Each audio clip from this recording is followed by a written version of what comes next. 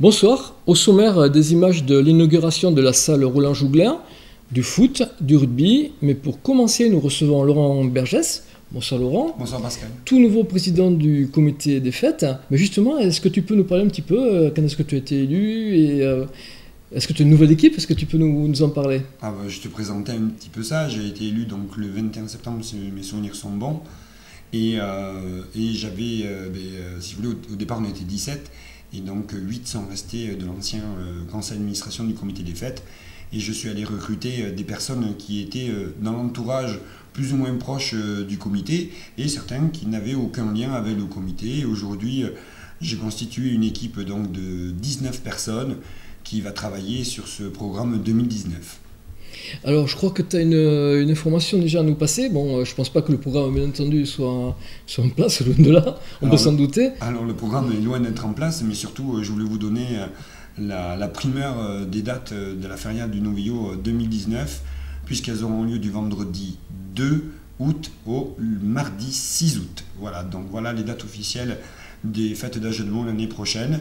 Et voilà, on se positionne au mois d'août et pour nous, ça sera intéressant parce que très probablement on sera tout seul et on pourra avoir un programme à la hauteur de nos espérances et avec, on l'espère, le public répondant présent à l'ensemble des animations qu'on mettra en place. C'est sûr que s'il n'y a personne trop en face, c'est un gros avantage. Hein. Bravo pour déjà pour ce bon début. A priori, c'est une très bonne chose. Hein. Oui, et puis bon, c'est une chance qui s'est présentée suite au déplacement des dates de Dax. Et donc, sur un mois où il y a 4 week-ends, ou 5 week-ends du moins, on était plus à l'aise de pouvoir se positionner là. Nickel. Est-ce que tu as déjà, je crois que tu as un petit projet déjà dont tu peux nous parler? Alors là, en fait, on lance dès aujourd'hui, donc à partir du 10 octobre jusqu'au 29 décembre, on lance donc le concours d'affiches, qu'on lance beaucoup plus tôt que prévu, parce qu'on souhaite que l'affiche soit dévoilée début janvier, afin de pouvoir communiquer dès le départ et pendant tout du mois de janvier jusqu'au mois d'août sur ces festivités-là. Il était très important d'avoir déjà notre identité au mois de janvier. Donc voilà pourquoi on lance dès maintenant ce concours-là. Et comme l'année dernière, donc on fait appel aux personnes qui souhaitent, qui ont quelques talents artistiques, présenter leur œuvre. Et pour cela, ils devront répondre aux exigences du cahier des charges qui est disponible à la fois en le demandant auprès du comité des fêtes par une adresse email qui est le cdf.ajedemot@gmail.com. Et à ce moment-là, on pourra leur transmettre l'ensemble de cette charte et aussi bien le bulletin de participation qu'ils devront remplir et ainsi remettre dès qu'ils le peuvent en envoyant à la mairie ou en la déposant à la mairie leur œuvre. D'accord. Est-ce que le lauréat a quelque chose à gagner, outre le fait que son affiche apparaît? Hein. Bien évidemment. Alors, on lui offrira l'accès donc, à tous les spectacles qu'organisera le comité des fêtes donc, pendant ces 5 jours. Et on sera heureux de pouvoir le convier parmi nous à l'ensemble de ces manifestations-là. Bon, génial. Écoute, merci beaucoup Laurent. De toute façon, tous nos vœux vous accompagnent à tous et tout se passera bien, je suis bien certain. Et ça se passera bien. Et puis, avec la nouvelle équipe qui démarre le plus jeune à 21 ans et le plus âgé à 66 ans. Donc voilà, c'est une très belle équipe bien formée. Donc voilà. Bravo. Bravo Laurent. Merci Pascal. Beaucoup l'appelaient affectueusement le ministre des Sports. Un an après sa disparition, la salle du COSEC portera désormais son nom, Roland-Jouglin. Permettez-moi tout d'abord de vous remercier de votre présence, nombreuse, même très nombreuse. Votre présence est émouvante et elle n'est pas le fruit du hasard. Roland, qui s'est toujours investi dans les associations, signe OSH, il évoluera comme joueur, mais aussi comme entraîneur des jeunes, avec Serge Dupouille, Henri Mars et Maurice Moncourt. De cette époque demeureront à jamais de merveilleux souvenirs, de nombreuses anecdotes, d'immémorables fous rires et des liens indéfectibles. On s'occupait des juniors à l'époque, de rugby, et je pense qu'on a vécu des moments extraordinaires. Ces jeunes étaient adorables. Il y en a beaucoup qui sont là, ça me fait très plaisir. Mais c'est surtout que si on pourrait en faire un roman. Et ce ne serait pas un mélo, et je peux vous dire que ce ne serait pas un mélo. Généreux et humaniste, nul n'oubliera sa disponibilité et son dévouement pour sa famille, son métier, ses amis, ainsi que dans ses fonctions d'élu. Le sport comme passion, la cité verte à Mandoulière, cette cité verte qu'il affectionnait tant, au sein de laquelle il venait chaque jour, au sein de laquelle il a accueilli tant de sportifs. Quel que soit le statut et les titres de chacun, c'était avec la même bonhomie, la même fierté, le même enthousiasme et la même humilité que Roland les accueillait, car il avait pour tous le profond respect de leur bien commun, l'amour du sport. Après le complexe aller en lancement, nous allons maintenant dévoiler la plaque de la salle Roland Jougler.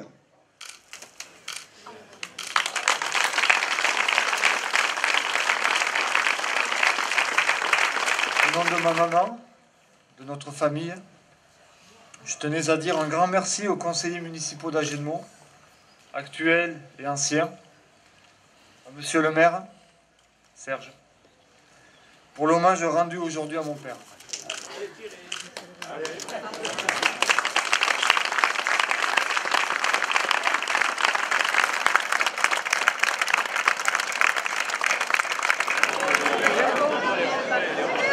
Non, mais c'était quelqu'un d'extraordinaire qui nous manque, mais on gardera des souvenirs vraiment inimaginables. C'est pas lui, c'est Baptiste. Il est là. Oh oui.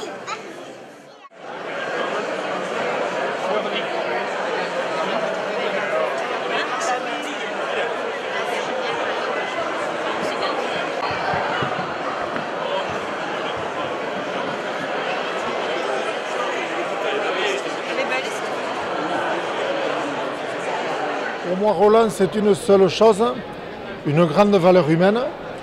Ça a toujours été dans mes propos mon bon ministre.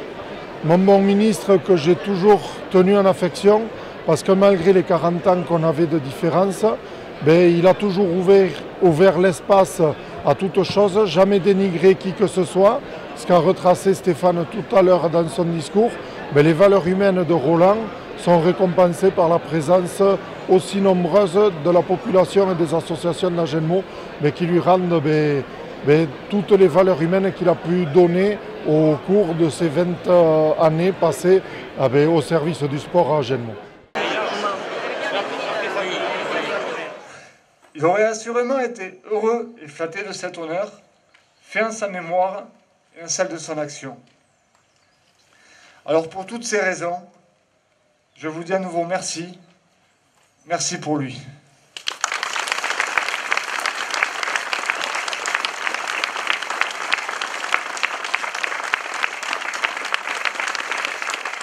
Serre Gaston recevait vendredi soir la première soirée de la saison théâtrale. Beaucoup de rires avec les histrionnés. Ça y est, c'est reparti. T'avais qu'à pas me faire avec un Corse. Ah, parce que... Il était corse, Daniel? Oui, et très attaché à ses racines. Quand je lui ai annoncé que j'étais enceinte, il a pris le maquis.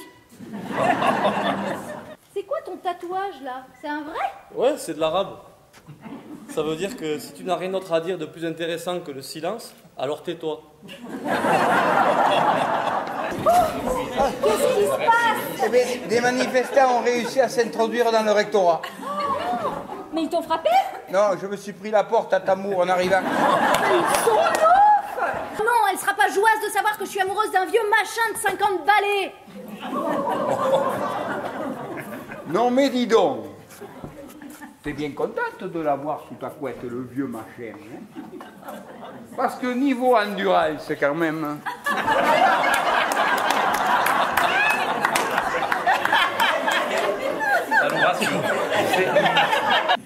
Vous vous rendez compte? Et je la faisais sauter sur mes genoux comme ça, hein, quand elle avait 2 ans. Et 20 ans après... Eh bien, vous continuez, hein. Vous continuez, mais différemment, hein. Et sincèrement, ça vous choque? Ah ben non. Ouais, parce que quand on achète une bagnole, on préfère toujours l'avoir neuve que d'occasion.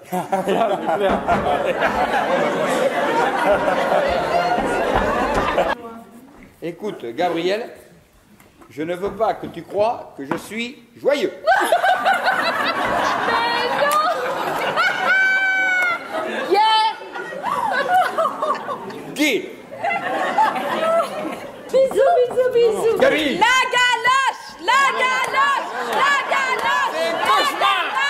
non.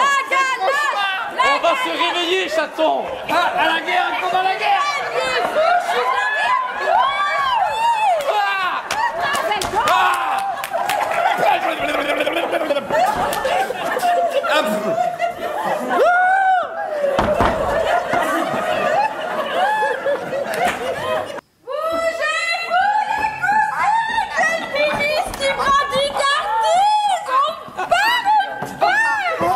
Qu'est-ce qu'il y a?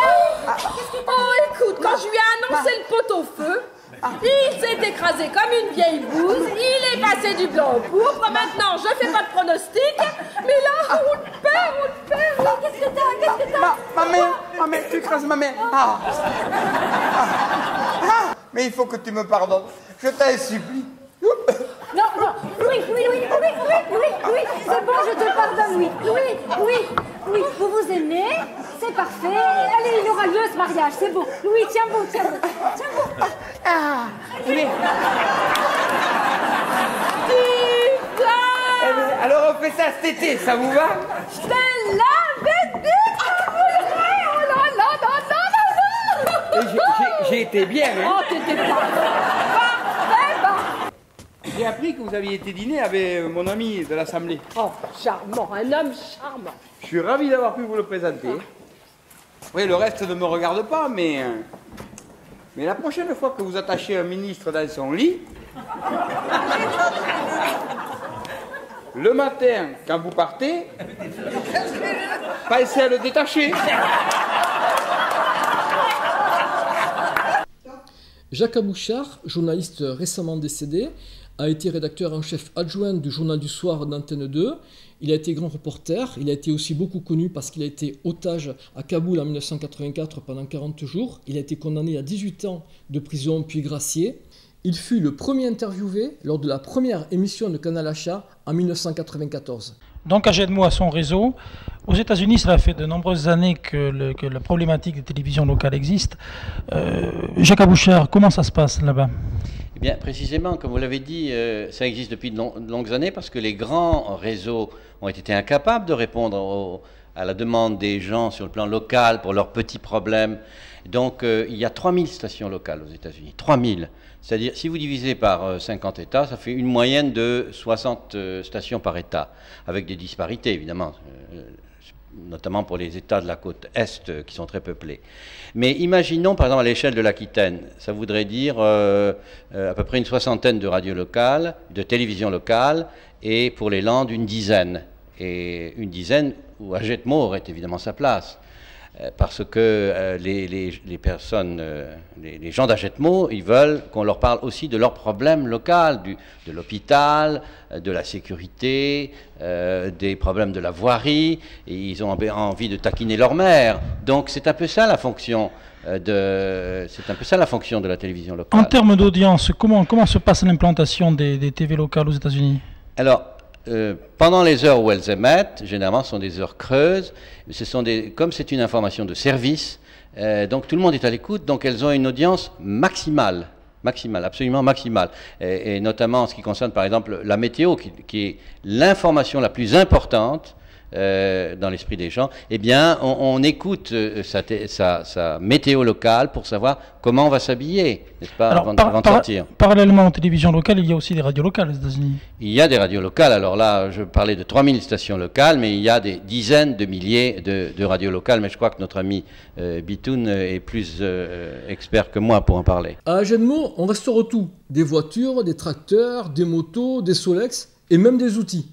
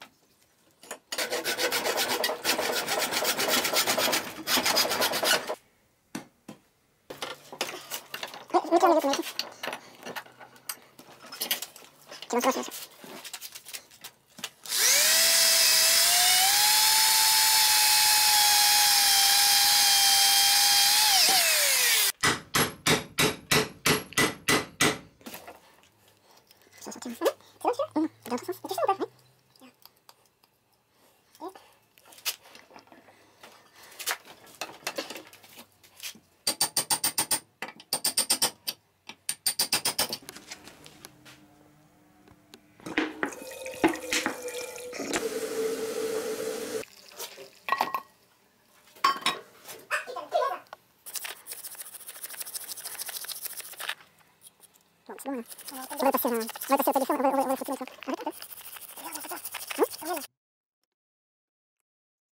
fais le point derrière, là, pas sur la hache. Ok, qu'est-ce que c'est pour aller les courses?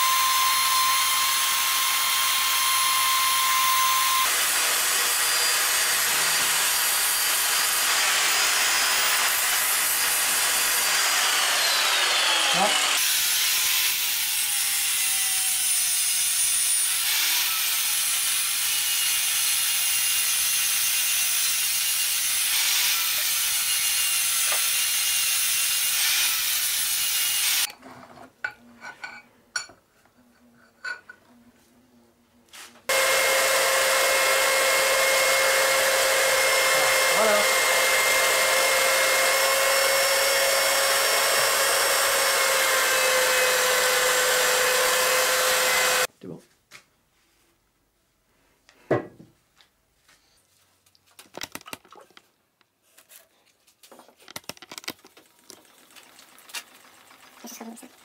Alors pas... Même un froid et moi, j'ai plus terminé. On va faire ça ce soir. Un petit peu de peinture rouge dans le tableau. Puis voilà.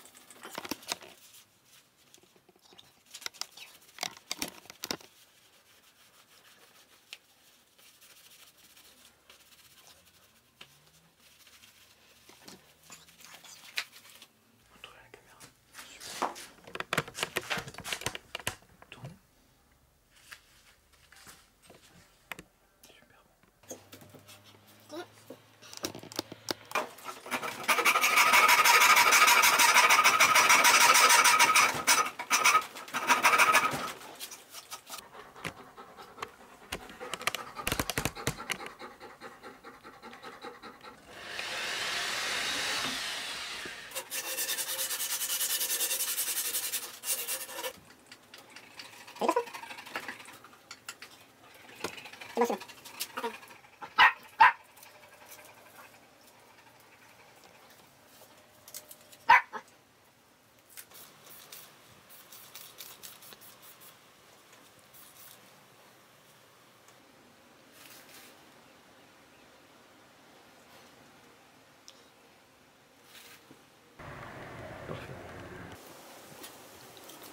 Ah, parfait. Donc ça, la caméra. Ça va, je ne sais pas.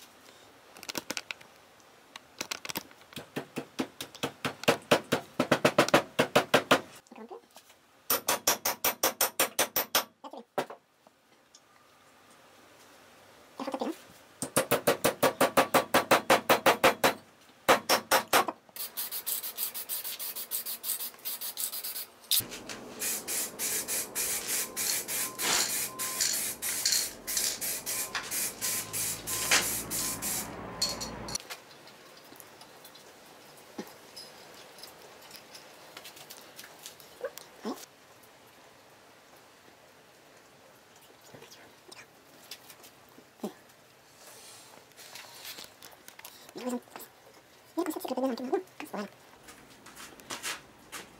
Comme ça, putain. Tournez là. Tournez encore. Dur après-midi pour le FCH dimanche, qui recevait l'équipe Cabreton-Seignos, plus aguerrie.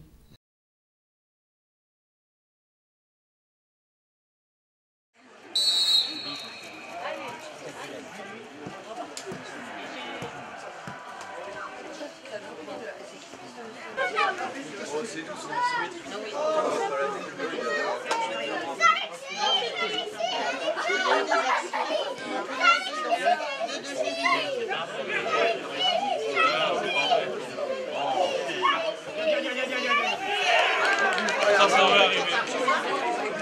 Ça devrait arriver.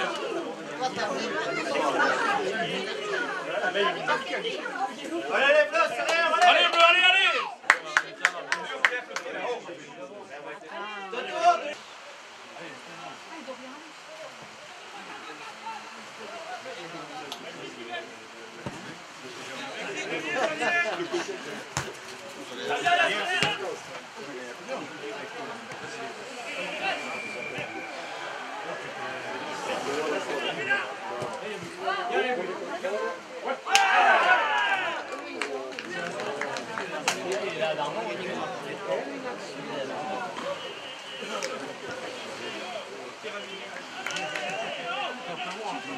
Allez, levez la tête, les bleus, il y a du temps, allez! Allez, les bleus, allez, allez!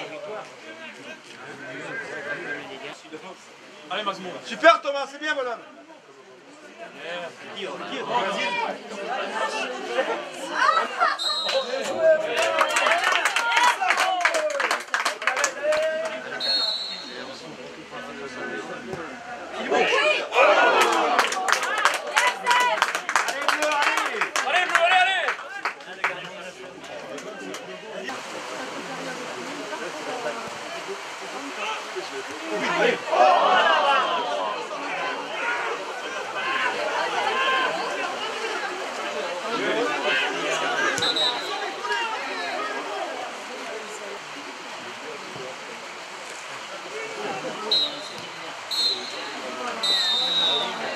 Aujourd'hui, pour moi, sur le match qu'on a démontré, on n'avait pas le niveau. Voilà, il faut voir les choses en face. Sur ce match, aujourd'hui, on n'avait pas le niveau. Donc maintenant, à nous de remobiliser tout le monde, de travailler, d'apporter des solutions autres que ce qu'on fait pour essayer de passer le cap. Moi, j'y crois. On a le potentiel, mais bon, il ne faut pas oublier qu'on est très jeune. Et on ne peut pas tout avoir du jour au lendemain. Donc il faut être patient pour régler tout ce manque qu'on a eu aujourd'hui. C'est sous une pluie d'automne que les rouges et bleus du SAH remportent le derby. Tant pis pour le spectacle, mais c'était une victoire vraiment importante. Agenmo 9, Peyrora de 6.